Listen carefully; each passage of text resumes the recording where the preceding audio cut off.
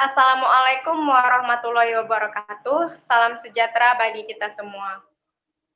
Yang saya hormati Ibu Mariani Simorangkir, MPD, selaku dosen pembimbing dari mata kuliah Pendidikan Kewarganegaraan. Di sini saya Maulid Dina Utami dari kelas PGSD Reguler D 2019 akan mempresentasikan hasil video project saya yang berjudul Konstitusi Negara Kesatuan Republik Indonesia atau yang biasa disebut dengan Konstitusi NKRI. Sebenarnya apa sih konstitusi itu? Nah, jadi konstitusi adalah berasal dari bahasa Perancis, yaitu constituer, yang artinya membentuk.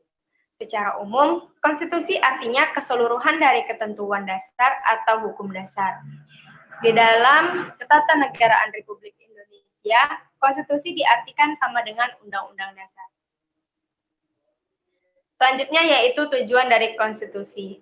Konstitusi pada hakikatnya memiliki tujuan untuk membatasi kewenangan pemerintah dalam menjamin hak-hak diperintahkan dan merumuskan pelaksanaan kekuasaan yang berdaulat. Selanjutnya adalah fungsi konstitusi. Fungsi konstitusi yang pertama yaitu membatasi dan mengendalikan kekuasaan penguasa agar terhindar dari kesewenangannya terhadap rakyat. Yang kedua, konstitusi digunakan sebagai landasan penyelenggaraan negara yang dijunjung tinggi oleh semua warga negaranya. Yang ketiga, konstitusi berfungsi untuk memberikan dasar hukum agar perubahan masyarakat yang dicita-citakan dalam tahap berikutnya dapat terwujud. Selanjutnya yaitu unsur konstitusi. Nah, yang pertama adalah adanya jaminan terhadap hak asasi manusia dan warga negaranya. Yang kedua, diterapkannya susunan ketatanegaraan suatu negara yang bersifat fundamental. Yang ketiga, adanya pembagian atau pembatasan tugas ketatanegaraan yang juga bersifat fundamental. Selanjutnya yaitu sejarah lahirnya konstitusi di Indonesia. Negara Indonesia merupakan negara hukum yang memiliki konstitusi yang biasa disebut dengan Undang-Undang Dasar 1945. Nah, jadi Undang-Undang Dasar ini dirancang pada tanggal 29 Mei 1945 oleh BPUPKI yang pada saat itu dipimpin oleh Dr. Andes Rajiman Widyodiningrat. Kemudian tidak lama BPUPKI dibubarkan oleh Pak Soekarno. Dan kemudian Pak Soekarno membentuk suatu panitia yang disebut dengan PPKI atau Panitia Persiapan Kemerdekaan Indonesia. PPKI ini bertugas untuk menyusun rancangan undang-undang dasar dan membentuk panitia kecil.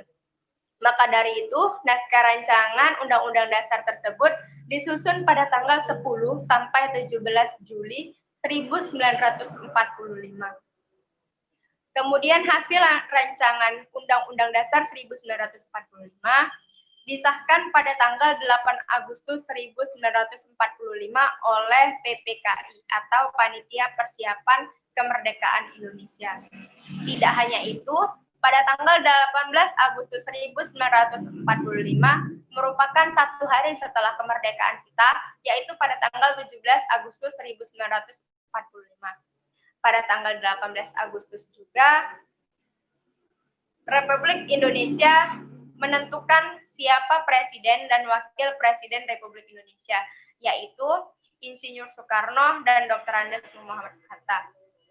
Selain pemilihan Presiden dan Wakil Presiden, pada tanggal tersebut juga warga negara Indonesia membentuk Komite Nasional. Selanjutnya yaitu mengenai jenis konstitusi di Indonesia. Yang pertama adalah konstitusi tertulis. Nah, konstitusi tertulis merupakan suatu naskah yang isinya memaparkan tugas-tugas pokok badan pemerintah suatu negara. Contohnya Undang-Undang Dasar 1945, Undang-Undang Dasar Republik Indonesia Serikat, dan Undang-Undang Dasar sementara. Yang kedua yaitu konstitusi tidak tertulis. Konstitusi tidak tertulis merupakan suatu peraturan yang ada, tetapi tidak tertulis, yang timbul dan terpelihara serta dijalankan dalam praktik penyelenggaraan negara. Contohnya, musyawarah untuk mufakat yang dilakukan pada pengambilan keputusan. Yang kedua yaitu pidato presiden yang dilakukan pada setiap tanggal 17 Agustus. Yang ketiga yaitu adat istiadat yang sudah berlaku di masyarakat dan daerah-daerah tertentu di Indonesia. Sekianlah presentasi dari saya mengenai Konstitusi NKRI. Assalamualaikum warahmatullahi wabarakatuh. Salam sejahtera bagi kita semua.